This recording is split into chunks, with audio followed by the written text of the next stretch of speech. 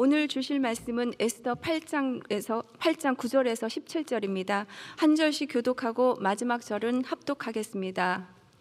그때 시완월 곧 3월 23일에 왕의 서기관이 소집되고 모르드게가 시키는 대로 조서를 써서 인도로부터 구스까지의 127 지방 유다인과 대신과 지방관과 관원에게 전할세. 각 지방의 문자와 각 민족의 언어와 유다인의 문자와 언어로 쓰되 아하수에르 왕의 멍이로 쓰고 왕의 반지로 인치고 그 조서를 역졸들에게 붙여 전하게 하니 그들은 왕궁에서 길러서 왕의 일에 쓰는 준말을 타는 자들이라. 조서에는 왕이 여러 고을에 있는 유다인에게 허락하여 그들이 함께 모여 스스로 생명을 보호하여 각 지방의 백성 중 세력을 가지고 그들을 치려하는 자들과 그들의 처자를 죽이고 도륙하고 진멸하고 그 재산을 탈취하게 하되 아하수에르 왕의 각 지방에서 이달월 곧 23일 하루 동안 하게 하였고 이 초소 초본을 각 지방에 전하고 각 민족에게 반포하고 유다인들에게 준비하였다가 그날에 대적에게 원수를 갚게 한지라. 왕이 쓰는 준말을 타고 빨리 나가고 그 조서가 도성 수산에도 반포되니라.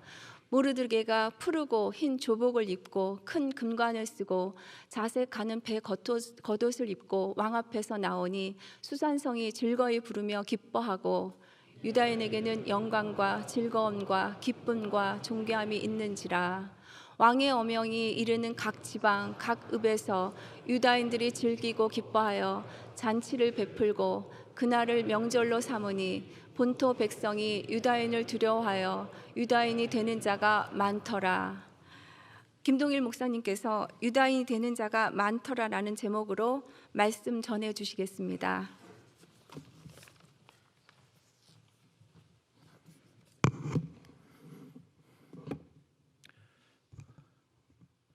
기도하십니다. 하나님, 세월이 흘러가고 우리 삶도 흘러가고 있습니다.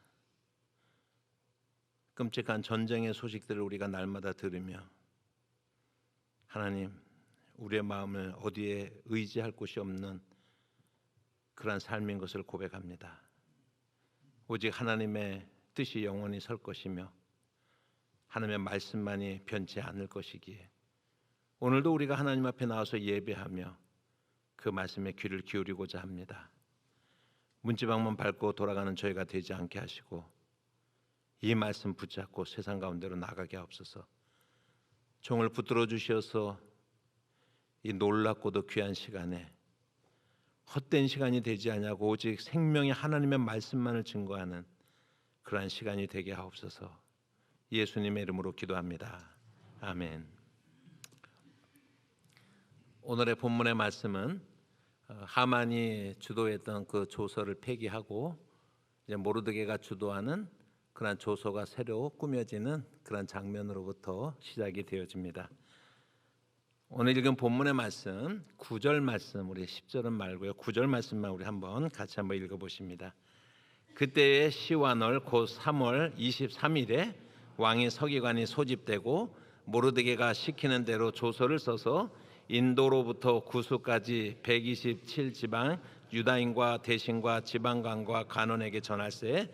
각 지방의 문자와 각 민족의 언어와 유다인의 문자와 언어로 쓰되. 그까지 9절의 말씀만 우리가 보았습니다. 표를 한번 보시면 이제 우리가 날짜를 한번 좀 정리를 할 수가 있을 것입니다. 오늘 이 말씀을 보시면은 모르드게가 이제 그 조서를 새롭게 쓰고 주도하는 그런 조서가 작성된 날이 3월 그 시완월이다라고 이렇게 이야기를 하고 있습니다. 표로 보시면 하늘색 부분이 되겠습니다. 모르드게의 조서라고 제가 써놨죠.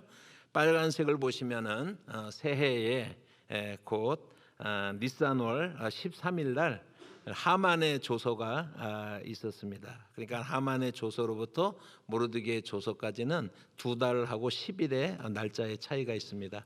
그리고 그 조서가 공이 시행되는 날짜는 마지막 아달월이라고 노란색으로 표시되어 있습니다. 그래서 그 12월 13일이 이제 조서가 이제 시행되어지는 이제 그런 날이 되겠습니다. 그 하만의 조서로부터 모르드게의 조서가 이르기까지 이제 2달의 그런 시간이 지나가고 있는데, 그 2달을 놓고 봤을 때, 예, 됐습니다. 감사합니다. 그 2달의 그 기간이라고 하는 것은 이제 유대인들에게는요 완전히 지옥에서 천당으로 그렇게 변화되어지는 이제 그러한 경험을 했을 것입니다. 절대 절명의 그런 사망의 두려움의 시간에서 이제 큰 구원을 맛보는 그러한 시간으로의 변화가 일어났습니다. 이러한 승리와 기쁨과 변화라고 하는 것은 물론 저절로 우연히 이루어지는 것은 아닙니다. 무엇보다도 자기 백성을 품으시고 인도하시고 사랑하시는 하나님의 일하심이 있었습니다. 그리고 그 하나님의 손에 신실함으로 붙들려져 있는 그런 에스더와 모르드게라고 하는 그런 사람이 있었습니다. 하나님께서 일하시기 시작하니까 그 이스라엘의 민족 위에, 유다인들의 민족 위에 그렇게 짙게 드리워졌던 그런 어두운 구름이 순식간에 다 이제 떠나가게 되고, 모르드게와 이스라엘은 의인의 돋는 햇볕, 의인의 돋는 햇볕과 같아서 이제 점점 빛나서 영광에 이르는 모습을 향해서 우리가 가고 있습니다. 먼저 오늘 말씀을 통해서 우리가 주목하게 되는 것은 하만의 조서와 모르드게의 조서의 차이점입니다. 우리 PPT를 한번 보시겠습니다. 에스더서 3장에는 이제 하만의 조서가 있고 에스더서 8장에는 모르드게의 조서가 있는데, 여러분 한번 거기에 좀 다른 색깔로 칠해져 있는 부분이 있죠. 에스더서 3장 13절에 보시면 이에 그 조서를 역졸에게 맡겨 왕의 각 지방에 보내니 12째 달 곧 아달월 13일 하루 동안에, 그 다음에 보시면은 모든 유대인을 젊은이 늙은이 어린이 여인들을 막론하고 죽이고 도륙하고 진멸하고 또 그 재산을 탈취하라 하였고, 이것이 하만의 조서의 내용입니다. 에스더의 모르드게의 조서의 내용을 보시면 조서에는 왕이 여러 고을에 있는 유다인에게 허락하여 그들을 함께 모여, 그 다음 말씀을 보시면 스스로 생명을 보호하여 각 지방의 백성 중에 세력을 가지고 그들을 치려하는 자들과 그들의 처자를 죽이고 도륙하고 진멸하고 그 재산을 탈취하라 하되라고 이렇게 말씀하고 있습니다. 하만의 조서의 특징은 뭐냐면 모든 유다인들을, 유다인이라는 이름 하나만을 가지고 그 모든 자들을 죽이는 것입니다. 이에 비해서 에스더 8장 11절에 나타나는 모르드게의 조서의 그런 목적이 무엇입니까? 스스로의 생명을 보호하는 데 있습니다. 방어적이다라고 하는 것이죠. 자구책이라고 하는 것입니다. 그리고 범위를 보더라도 모든 사람들을 다 죽이라는 것이 아니라 세력을 가지고 자기들이 힘을 가지고서 그렇게 모의를 하면서 유대인을 죽이려고 하는 그러한 사람들만 그렇게 죽이도록 제한이 가해져 있습니다. 그렇습니다. 여러분, 하만의 조서의 목적은 제노사이드예요. 모든 그 유대인을 멸절시키는 것이 목적이 있지만, 그러나 모르드게의 조서의 목적은 자기 자신을 스스로 보호하기 위해서 모든 사건들을 최소화하는 것. 그래서 어떨 때는요, 우리에게 살아가면 폭력은 피할 수가 없지만은 최소화할 수는 있다. 그것이 우리 그리스도인들의 올바른 자세다라고 하는 것을 우리가 생각할 수가 있습니다.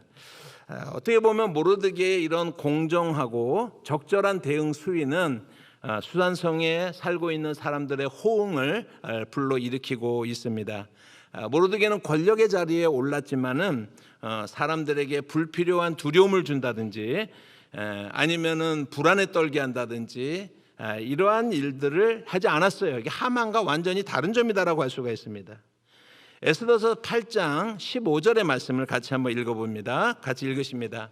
모르드게가 푸르고 흰 조복을 입고 큰 금관을 쓰고 자색 배 겉옷을 입고 왕 앞에서 나오니 수산성이 즐거이 부르며 기뻐하고. 하나님께서 모르드게를 높이셨습니다. 마침내 모르드게가 대중 앞에 섭니다. 푸르고 흰 조복을 입고 관복이죠.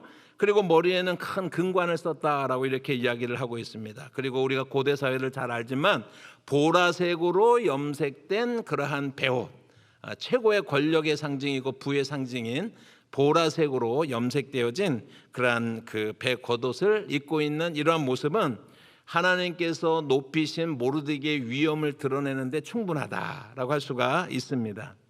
여러분, 그런데 재미있는 것은 뭐냐면 그 모르드게가 대중 앞에 처음으로 모습을 드러낸 그 모습을 보고 유대인들뿐만 아니라 수산성에 살고 있는 모든 사람들이 열렬하게 환영하면서 그를 맞이하고 있다라고 하는 것입니다.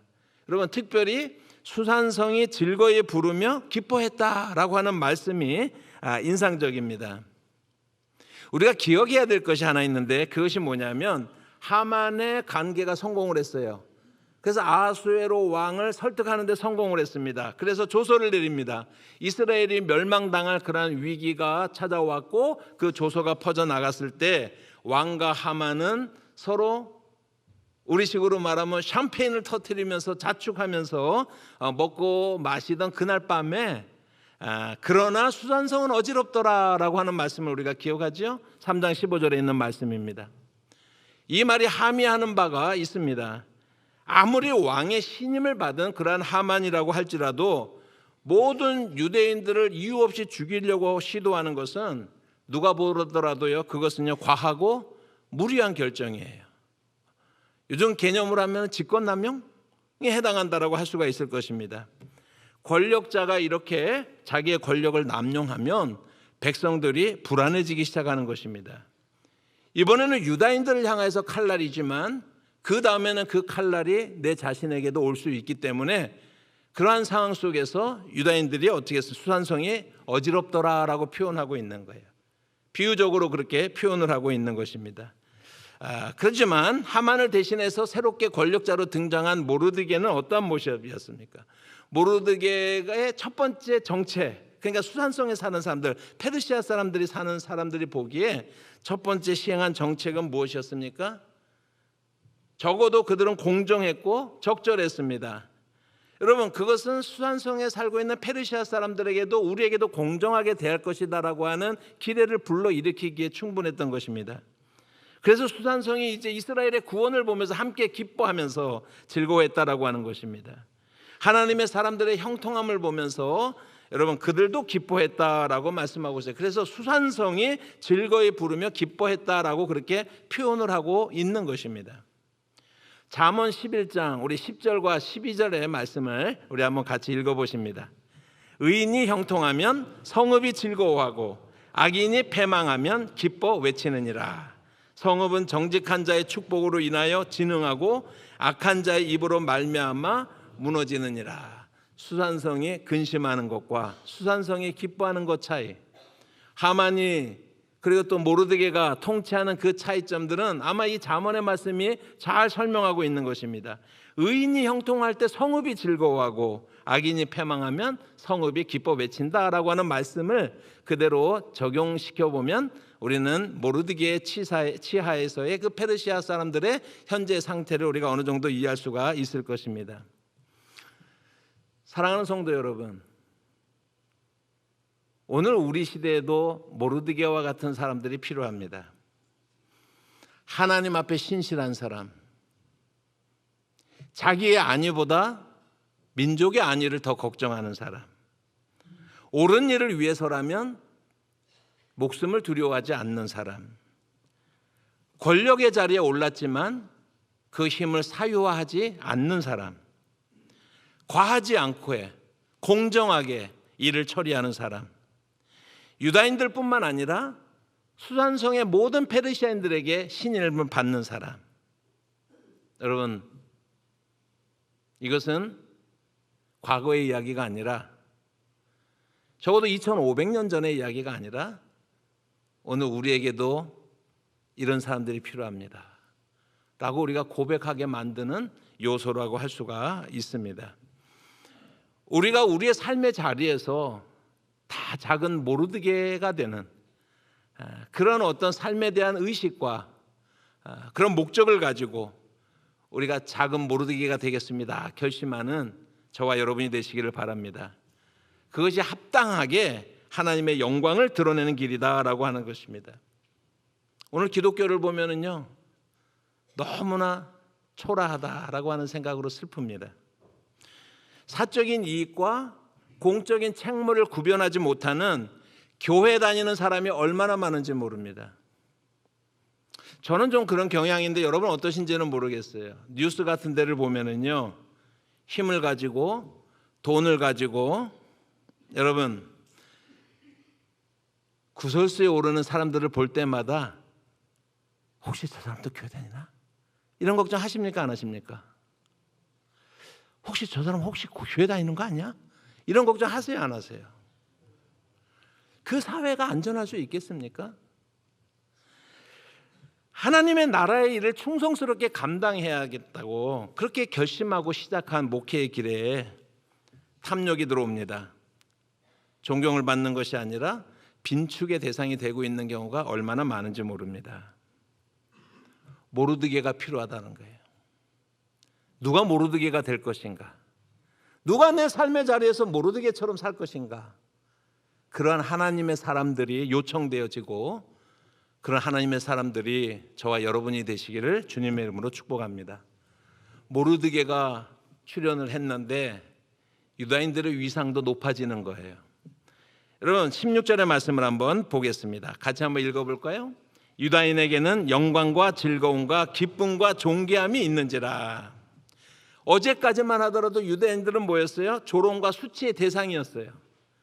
그런데 지금은 영광과 즐거움의 그런 주인공들이 되고 있다라고 성경에 말씀하고 있죠. 유다인들은 어제까지만 하더라도 슬픔과 비참함의 자리에 놓여 있었던 그런 사람이지만 여러분 오늘은 기쁨과 존귀함이 있었다. 기쁨과 존귀함의 주역이 됐다라고 이렇게 말씀하고 있습니다. 이 모든 것들이 참 좋은 그런 영적인 지도자, 여러분 참으로 신실한 하나님의 사람을 만난 결과다라고 하는 것입니다. 마치 요셉을 만난 그러한 이집트에 내려가 있는 그런 유대인들처럼 말이죠. 요셉 한 사람으로 인해서 그들이 얼마나 그런 위상이 높아집니까? 다윗을 만난 이스라엘 사람들처럼 말이죠. 그래서 이것이 우리의 소원이 되어지기를 바랍니다. 뿐만 아니라 그 한 사람이 세워질 때 어떻게 복음에 합당한 열매를 먹고 복음의 진전이 일어나고 있는지 성경을 통해서 우리가 보게 됩니다. 17절의 말씀입니다. 같이 읽어보십니다. 시작. 왕의 어명이 이르는 각 지방 각 읍에서 유다인들이 즐기고 기뻐하여 잔치를 베풀고 그날을 명절로 삼으니 본토 백성이 유다인을 두려워하여 유다인 되는 자가 많더라라고 이렇게 말씀합니다. 이 말씀을 우리가 유다인 되는 자가 많다라고 하는 말씀을 두 가지 측면에서 우리가 한번 살펴봐야겠습니다. 하나는 어떻게 페르시아 사람들이 유다인이 될 수가 있을까요? 이것이 가능한 이야기입니까? 이것이 현실성이 있는 이야기일까요? 우리가 그 점을 한번 살펴보기를 원합니다. 우리는 흔히 유대인들이 선민의식에 사로잡혀서 폐쇄적이고 대단히 그러한 혈통적으로 그렇게 폐쇄된 그런 사람들로 우리가 생각하지만 그러나 그것은 우리의 고정관념에 불과하다라고 하는 것입니다. 유대인들은 혈통적 폐쇄주의를 주장하는 사람들이 아니다라고 하는 것을 우리가 알 수 있습니다. 멀리 갈 필요도 없이요.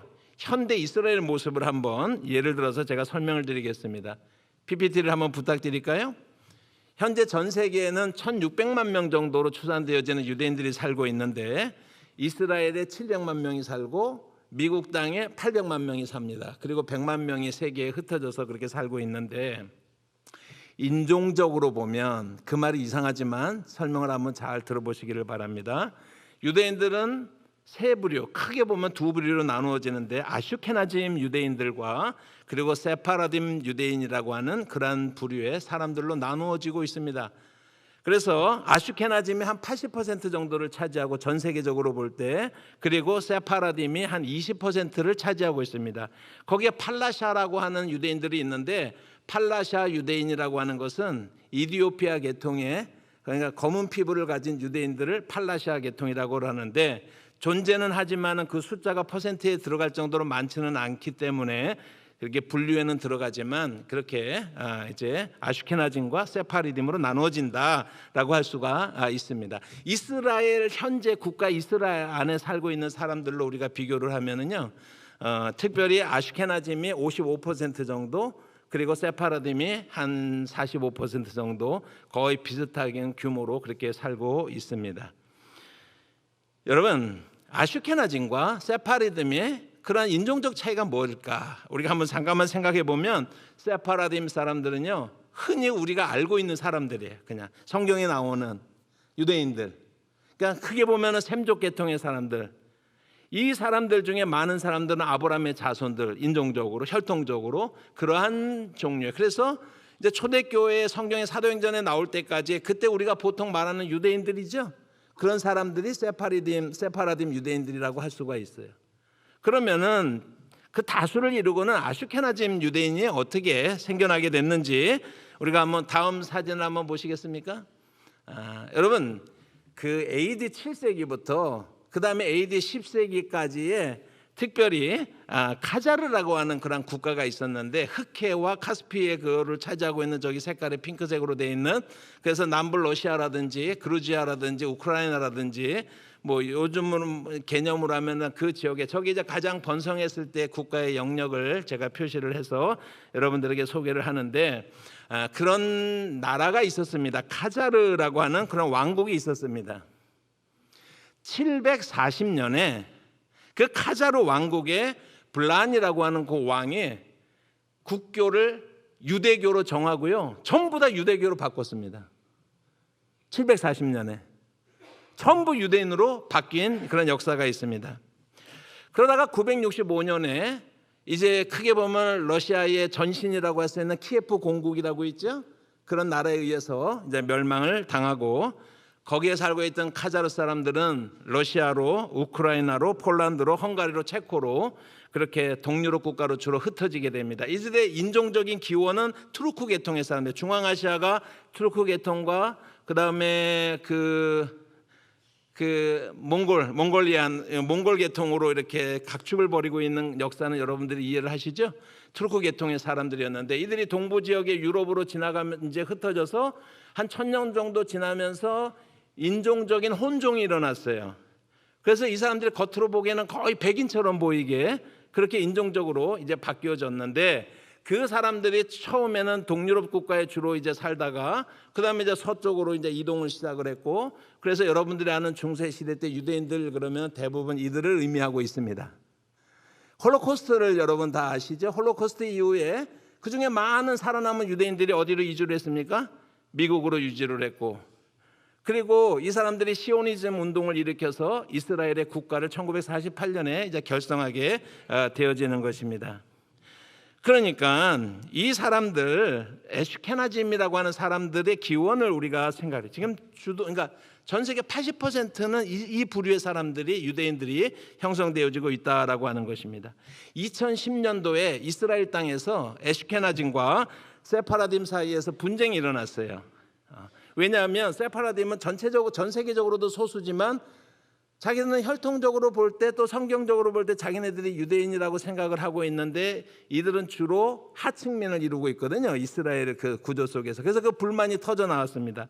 그때 이 사람들이 이러한 슬로건을 담아서 포스터를 곳곳에 붙였는데, 아슈케나즘은 카자르로 돌아가라라고 하는 그러한 그 분쟁이 있었습니다. 이제 됐습니다. 감사합니다. 이제 여러분들에게 질문을 드립니다. 엄밀하게 볼 때, 엄중하게 볼 때 아슈케나즘은 유대인일까요? 아닐까요? 엄밀하게 볼 때, 유대인입니다. 왜 그런지 아세요? 유대인은 혈통에 의한 민족이 아니라 언약에 의한 민족이기 때문에 그렇다라고 하는 것입니다. 여러분, 아슈케나즘이나 세파리즘의 구분에서 보는 것처럼 유대인들이 유대교라고 하는 그러한 신앙의 공동체성을 가지고 그들의 민족성을 구분하고 있다라고 하는 것을 우리가 알 수가 있습니다. 그렇게 된 것은 창세기 17장 때문에 그래요. 창세기 17장 23절부터 27절까지 말씀 한번 읽어볼까요? 같이 한번 읽어보십니다. 시작. 이에 아브라함이 하나님이 자기에게 말씀하신 대로 이날에 그 아들 이스마엘과 집에서 태어난 모든 자와 돈으로 산 모든 자 곧 아브라함의 집사람 중 모든 남자를 데려다가 그 포피를 베었으니 아브라함이 그 포피를 벤 때는 99세였고 그의 아들 이스마엘이 그의 포피를 벤 때는 30세였더라. 그날에 아브라함과 그 아들 이스마엘이 할례를 받았고 그 집의 모든 남자 곧 집에서 태어난 자와 돈으로 이방 사람에게서 사온 자가 다 그와 함께 할례를 받았더라. 아브라함에게 주신 하나님의 언약에 의하면 이 장면은 최초로 유대인이라고 하는 정체성이 형성되어지는 언약이에요. 그들은 무엇을 매개로 유대인이 됩니까? 할례를 매개로 해서 유대인이 되는 것입니다. 그런데 이 최초의 유대인이 형성될 때 아브라함만 할례를 받았습니까? 아니요. 이스마엘도 할례를 받았어요. 그리고 그 집에서 길이온 자들과 또 종으로 사온 남자들 모든 사람들이 할례를 받았어요. 할례를 받았으면 뭐가 되는 거예요? 유대인이 되는 거예요. 그러면 여기서 질문 한번 해봅시다. 이스마엘이 그들 후손 나중에 얘기하는 것이 아니라 이스마엘이 할례를 받았죠? 자, 이스마엘은 유대인이 아니에요? 그렇게 보면 유대인이죠. 그런데 오늘 서양교회가 서양의 그 근대 이후에 서양 사회가 뭐라고 자꾸 얘기를 하냐면요. 여러분, 오늘 지금도 전쟁 중에 있지만은 그 지역의 전쟁은 이삭과 이스마엘의 싸움이다라고 얘기를 해요. 그죠? 그래서 그것이 기독교와 그리고 이슬람의 싸움을 그렇게 이삭과 이스마엘의 싸움이라고 자꾸 이렇게 이야기하는 것을 한번 여러분들이 들어 보았을 것입니다. 자, 한번 사실을 한번 보십시다. 에돔이라고 하는 오늘 요르단 이제 남부 지역을 차지하고 있는 그런 에돔이라고 하는 국가가 있었죠. 그게 중동 지역이에요. 그 중동 지역의 에돔은 누굽니까? 에서는 이스마엘하고 관계 있어요, 없어요? 친척 관계이긴 하지만 직접적인 혈통은 아니죠, 그죠? 여러분, 모압과 암몬, 그게 이제 요르단하고 그 북쪽 지역에 이제 모압과 암몬이라고 하는 그러한 이제 그 고대 국가들 여러분 기억하시죠? 모압과 암몬은 누구 어떻게 되는 사람들이죠? 롯의 외손주들이에요. 이스마엘하고 관계가 있어요, 없어요? 여러분, 중동에 사는 모든 사람들을 이스마엘이라고 퉁치면 돼야 안 돼요? 안 되는 거예요. 그냥 그거까지만 제가 말씀을 드립니다. 여러분, 지금 중동에 이란 같은 경우는 페르시아 사람들이에요. 이스마엘의 후예들이 아니에요. 여러분, 이런 종류의 질문 중에 우리가 오해하고 있는 것이 또 하나가 있는데 창세기 10장에 보면 노아의 세 아들의 이름이 뭐예요? 셈과 함과 야벳이죠, 그죠? 근데 이들이 어떤 사건에서 노아가 술 취해서 있었을 때 함은 그 모습을 보고 그냥 가만히 있었지만 셈과 야벳은 어떻게 해요? 덮을 것을 가지고 뒷걸음쳐서 아비의 하체를 보지 않고 잘 덮어줬어요. 그리고 나서 성경의 말씀을 보시면 창세기 9장 24절과 27절에 함에게는 저주가 그리고 셈과 야벳에게는 축복이 선포되어지고 있습니다. 같이 한번 읽어볼까요? 시작. 노아가 술이 깨어 그의 작은 아들이 자기에게 행한 일을 알고 이에 이르되 가나안은 저주를 받아 그의 형제의 종들의 종이 되기를 원하노라 하고 또 이르되 셈의 하나님 여호와를 찬송하리로다. 가나안은 셈의 종이 되고 하나님이 야벳을 창대하게 하사 셈의 장막에 거하게 하시고 가나안은 그의 종이 되게 하시기를 원하노라 하였더라. 이것이 근대에 와서 서양 사람들이 흑인들을 노예로 데려가서 부려먹으면서 그들이 근거로 내세웠던 성경 구절입니다. 여러분, 함은 우리가 인종적으로 어느 나라 사람들이에요? 자, 셈부터 얘기합니다. 셈은 어디예요? 황인종이라고 얘기해요. 함은 뭐예요? 흑인종. 야벳은 뭐예요? 백인종이라는 말 많이 들어봤죠, 그죠? 그래서 함은 저주를 받은 사람이 되기 때문에 야벳의 종이 될 것이라고 성경에 써 있기 때문에 자기들이 노예 제도를 시행을 하면서 그것을 합리화하는 성경 구절로서 이 구절을 대고 그것을 자기들의 노예 제도의 합리성을 부여하는 그러한 성경이 바로 이 구절이다라고 하는 것입니다. 이게 서양 중심적으로 우리가 성경을 읽는 거예요. 그리고 물론 잘못 읽는 것입니다. 성경을 한번 읽어보십시다. 지금 저주를 받은 사람은 함이에요, 가나안이에요? 가나안이네요. 가나안은 누구예요? 함의 아들이에요. 함이 저주를 받았어요? 가나안이 저주를 받았어요? 가나안이 저주를 받았습니다. 야벳은 셈의 집에 거하면서라고 얘기를 했어요.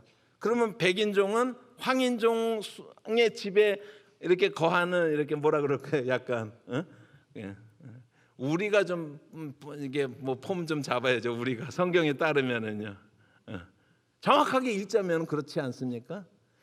여러분, 성경의 창세기 9장에 6절부터 20절에 보면 함의 자손들이 어떻게 퍼져나가서 어떤 조상들, 어떤 민족들의 조상이 됐는지를 쫙 말하고 있거든요.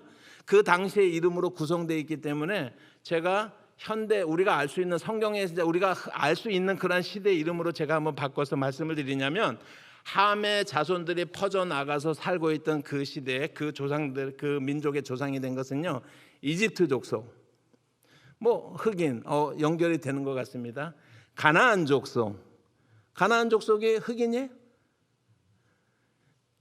바벨론 족속, 메소포타미아 지역이 전부 다 함의 영역이에요. 메소포타미아 지역이. 자, 그러면 아시리아가 흑인이에요? 바벨로니아가 흑인이에요? 명백해지는 게 뭐냐면 노아의 아들 함이 흑인종이라고 하는 것은 아무 근거 없는 얘기다라고 하는 거예요. 그거를 누가 성경을 가지고요? 서양 사람들이 노예 제도를 합법화시키기 위해서 성경을 오용하고 있는 대표적인 케이스다라고 하는 것입니다. 그래서 이것은 피부의 색깔로 그 노아의 아들들이 나눠진 것이 아니다라고 하는 것을 우리에게 보여주고 있습니다.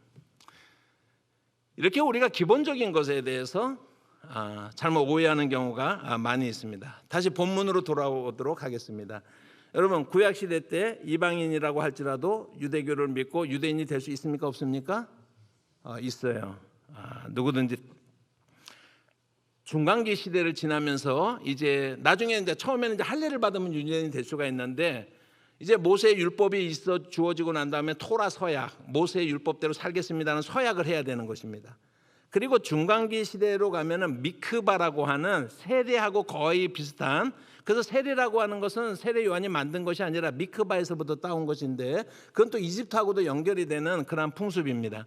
근데 아무튼 그 의미는 같다는 거예요. 물속에 완전히 잠겨졌다가 나는 죽었고 이제 새로운 사람, 이런 의미는 다 같이 갖고 있습니다. 그 미크바까지를 해서, 그래서 이들이 할례를 받고 토라 서약을 하고 미크바를 시행하면은 이제 1세기까지도 얼마든지 누구든지 유대인이 될 수 있는 이제 그러한 이제 그 자격이 생겨지는 것입니다. 유대인들은요, 이방인이라고 할지라도 하나님 앞에 나와서 예배드리고 싶으면 성전의 제일 바깥이 누구예요? 어디예요? 이방인의 뜰이죠. 이방인의 뜰은 성전이에요, 아니에요? 성전입니다. 이방인의 뜰도요. 성전에 이방인의 뜰을 만들어서 이방인들이 나와서 하나님을 경배할 수 있도록 만들어 놓은 그러한 그 민족이다라고 하는 것을 우리가 이해를 해야 되는 것이죠. 이처럼 유대인들은 아주 개방적이라고 할 수는 없지만 결코 폐쇄적인 사람은 아니었다. 이 관계에 대해서는 제가 찾아봤더니 2021년 1월 17일 날 제가 요나서 강의 8번째 하면서 자세하게 그 관계에 대해서는 설명을 해놨기 때문에 혹시 관심 있는 분들은 아마 이제 잊어버려 주셨겠죠, 그죠? 네.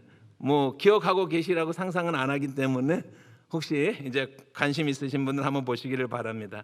그러니까 지금까지 말씀드린 것은 뭐냐면 에스더서 8장 17절에 보니까 본토 백성이 유다인을 두려워하여 유다인이 되는 자가 많더라라고 하는 말씀은 가능한 얘기예요, 가능하지 않은 얘기예요?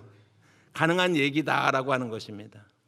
제가 에스더서 주석을 쭉 살피면서 그렇게 이제 이 강의를 준비해서 하고 있는데, 어떤 분들은 이 부분들이 해결이 안 되기 때문에 어떻게 생각을 하냐면 그냥 유대인들을 좋아하게 되고 유대인의 편을 들게 되고 그런 의미다라고 설명을 하는데, 거기에 머무는 것이 아닙니다. 실제로 유다인이 되는 자가 많았다라고 하는 것입니다. 한번 생각해 보십시다. 그들은 페르시아에서 주류예요. 99%가 페르시아 사람들입니다. 여러분, 그 속에서 유다인들이 섞여서 살고 있어요. 그들이 유다인이 될 필요가 있습니까?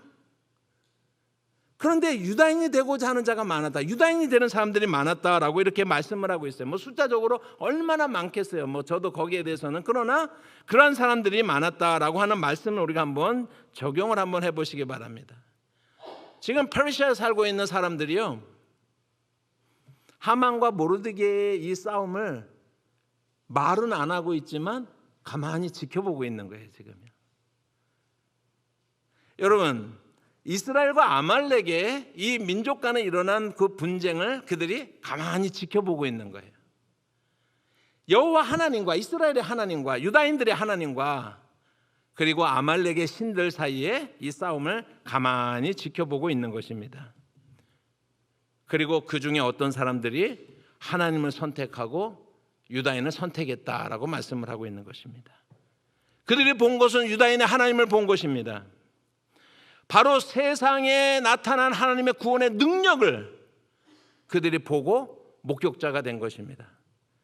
그래서 그들은 기꺼이 유다인이 되기로 결심을 하고 있습니다. 사랑하는 성도 여러분, 이 말씀은 오늘 우리에게 너무너무 중요한 그러한 말씀이 되고 있어요. 우리에게 많은 시사점을 주고 있습니다. 우리는 포스트 모더니즘 시대에 살고 있어요. 기독교가 더 이상 주류가 아닌 시대를 살고 있습니다. 세상이 교회보다 더 커져 있는 그러한 시대를 우리가 살고 있다라고 하는 것입니다. 이 시대에 여전히 복음은 유효할까요? 예수 그리스도가 여전히 필요할까요? 어떻게 생각하십니까? 거기에 대한 대답은 예스입니다. 그리고 그 근거는 바로 에스더서다라고 할 수가 있습니다. 포스트 모더니즘적 상황 속에서 사는 것은요, 페르시아적 상황 속에서 살고 있는 유다인들에게 우리가 비교할 수가 있다라고 하는 것입니다. 제가 보기에 오늘날 교회가 경계해야 될 것은, 아니 어쩌면 저와 여러분들이 경계해야 될 것은 뭐냐면 패배주의나 냉소주의다라고 생각을 합니다. 저는 종종 여러 교회를 다니면서 복음을 전할 수 있는 말씀을 전하고 설교를 하는 그런 기회를 얻고 있습니다. 그래서 한국의 비교적 여러 교회들을 다니고 여러 지역을 다니고 있습니다. 요즘 이제 금요일마다 제가 지방에 있는 한 교회에서 이제 집회를 인도하고 있기 때문에 평소하고 다르게 저는 지금 목이 되게 컬컬한 상태에 있거든요. 밤에 9시부터 집회하는 교회가 아직도 있더라고요. 그래서 같이 끝나고 12시까지 기도하고 막 그러다 보니까는 저는 컬컬한데 여러분들이 들으시기는 어떤지 모르겠습니다. 교회를 다니면서 또 지역을 다니면서 제가 느끼는 것은 뭐냐면 복음의 역사는 지금도 일어난다라고 하는 것입니다. 확신하건대 예수 그리스도의 복음이 우리에게 필요한 것처럼 세상에도, 세상 사람들에게도 여전히 예수 그리스도의 복음이 필요하다라고 하는 거예요. 이런 미쳐가는 세상을 우리가 살면서 예수 그리스도의 복음이 필요하지 않은 사람이 어디 있겠어요? 우리가 올바로 접근하기만 한다면, 올바로 드러내기만 한다면, 여러분 아직도 예수 그리스도의 이름은 모든 세상 사람들에게 유효하고 그들도 예수 그리스도를 받아들일 수가 있다라고 그렇게 생각을 하는 것입니다. 문제는 뭐냐면 방법이다라고 하는 거예요. 우리가 어디서부터 잘못되었을까라고 하는 것을 생각을 했을 때, 여러분 성경의 역사를 보거나 그 어떤 그 역사를 볼 때 교회의 부흥이나 예수 그리스도의 복음이 진전이 일어나고 복음이 증거되어지는데 그 방법이 불친절과 혐오와 배제와 차별과 이런 것으로 복음이 증거된 적이 있습니까? 왜 우리하고 똑같은 사고 안으로 그들을 들어오라고 배제하면서 그렇게 저주하면서, 여러분 왜 교회가 언제부터 이렇게 됐죠? 페르시아 살고 있는 유대인들도 자유롭게 살 수가 있었어요. 이런 방법으로는 예수 그리스도의 복음이 증거되는 것이 아니다라고 하는 것입니다. 교회와 교회의 구성원이라고 할 수 있는 참된 그리스도인들이라고 한다면, 여러분 공적인 영역에서 활동하고 있는 그런 사람들이라고 한다면 공정과 상식이 필요하고요, 섬김의 자세가 필요하다라고 하는 거예요. 모르드게가 자기의 개인의 이익이 아니라 유다인의 안위를 생각하고 하나님의 사람으로서 살았었던 여러분, 그럴 때 다시 한번 세상이 교회를 바라보게 되리라고 생각을 합니다. 제가 복음의 역사는 지금도 일어난다고 그랬죠. 왜냐하면은요, 이것은 인상이나 어떤 전체적으로 문을 어떻게 열 것인가 하는 문제지만, 역시 지금도 유효한 것은 뭐냐면 관계 전도를 통해서 예수 그리스도를 필요로 하고 있는 그 사람에게 우리가 다가가는 게 여전히 유효하고 여전히 가장 중요한 방법이에요. 분위기를 좋게 하고, 여러분, 교회의 가치를 다시 한번 사람들로 하여금 희망을 갖게끔 하는 것이 여전히 중요하지만, 그럼에도 불구하고 궁극적으로 복음이 증거되어지는 것은 관계를 통해서 우리에게 지금 없는 것이, 여러분들이 어떤 사람을 품고 있습니까? 우리끼리는 참 좋잖아요. 너무 좋습니다. 우리 공동체가. 우리는 우리에게 이렇게 좋은 예수 그리스도의 복음을 정말 누구를 품고 있습니까? 우리가 이것은 나이하고 관계가 없죠. 이것은 내 삶의 어떤 그런 것 갖고 관계가 없지 않습니까? 사랑하는 성도 여러분, 우리가 그리스도의 사랑 안에 들어온 것처럼 여전히 하나님의 사랑에 필요한 그 사람에게 사랑과 따뜻함으로, 한 영혼에 대한 그런 간절함을 가지면서 우리가 그 사람들에게 다가갈 수 있는 저와 여러분이 되시기를 바랍니다. 우리가 어떻게 해야겠습니까? 세상이 우리를 보고 그리스도인이 되는 자가 많더라, 세상이 유대인들을 보고 유다인이 되고자 하는 자가 많았더라 라고 하는 말씀처럼, 세상이 우리를 보고 그리스도를 믿는 자가 많더라 라고 하는 우리가 꿈을 갖는 것은 헛된 꿈이 아니다라고 하는 거예요. 하나님의 마음 아닙니까?